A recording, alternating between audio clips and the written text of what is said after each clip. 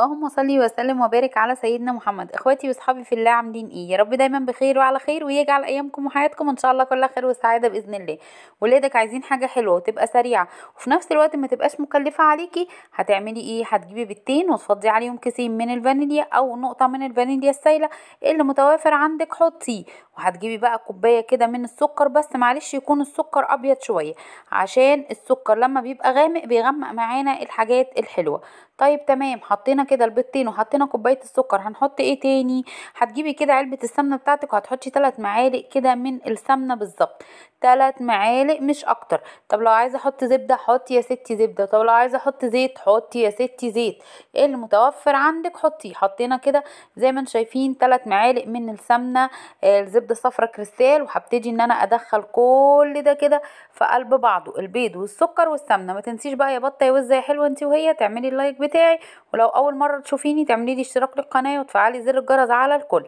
بقى كده بعد ما صلينا على الحبيب المصطفى سيدنا محمد وحطينا بقى البيض والسكر والسمنه دخلناهم مع بعض، هننزل بكوبايه من اللبن وهنبتدي ان احنا ندخل كله كده في قلب بعضه زي ما انتم شايفين كده. احنا هنعمل كيك؟ لا احنا مش هنعمل كيك، احنا هنعمل حاجه كده شبيهه للكيك شويه. هنجيب بقى كوبايتين من الدقيق هننزلهم على الخليط بتاعنا دوت، وهنجيب باكو كيك شيف او معلقه كبيره من البيكنج باودر لو سايب المتوفر عندك طبعا هتحطيه. وهنبتدي ان احنا ننزل كده البيكنج باودر بتاعنا. ممكن كمان لو حابه تحطي معلقه من الخل مفيش اي مشكله، هتحطي معلقه من الخل الموجود عندك اشتغلي بيه. بس طبعا طالما حاطه فانيليا كويس ما بتخليش ولا في ريحه زفاره ولا في اي حاجه خالص نهائيا. وهندخل كل الخليط دوت كده في قلب بعضه. انا مش عايزاه خليط تقيل، انا عايزاه خليط وسط، ولا انه خفيف قوي ولا تقيل قوي. تمام بقى كده جبت صينيه الكب كيك بتاعتي، حطيت فيها الورق بتاعي زي ما انتم شايفين كده، وفضيت العجين بتاعي او الخليط بتاعي في دورق كده يبقى له بوز صغير كده. هنعمل قد ايه في الورقه؟ هنملى 3/4 الورقه والربع الاخير هنسيبه طبعا للسوا.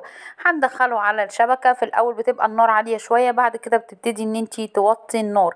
استوت منك وما خدتش وش تقدري تولعي عليه الشوايه ياخد وش كده خفيف. وان شاء الله اول ما يطلع من الفرن هوريهولكم وهوريكم بقى الهشاشة والجمال، حاجة كده بسم الله ما شاء الله سهلة وسريعة. بقى كده طالع معانا من الفرن بسم الله ما شاء الله حلو جدا. بصوا هش ازاي.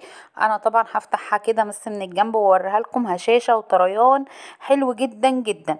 بصوا حاجه بسم الله ما شاء الله. ما تنسينيش بقى يا بطه يا ازاي حلوه انت وهي بتحطي لي اللايك علشان اللايك هو اللي بيرفع من الفيديو. بصوا بسم الله ما شاء الله حلو قوي قوي قوي، طعمه حلو قوي ومفيش اسرع من كده ولا اسهل من كده ان انت تعمليه لاولادك في البيت. بصوا الجمال. عايزه اقول لكم اني اللي اكبر منها شويه في الافران بقت بتتباع ب7 جنيه وب8 جنيه، انما احنا نقدر طبعا نعمله في البيت باسرع ما يمكن. حاجه سهله وسريعه وفي نفس الوقت كمان مش مكلفه. ايه ادعولي بقى دعوه حلوه كده منكم بالله عليكم بالشفاء، ان انا اكمل شفائي كده على خير ويشفي كل مريض ويعافي كل مريض ان شاء الله باذن الله. ويا رب اكون عند حسن ظنكم، ويا رب تكون الفكره والطريقه عجبتكم. حاجه سهله وبسيطه، واقول لكم السلام عليكم ورحمه الله وبركاته.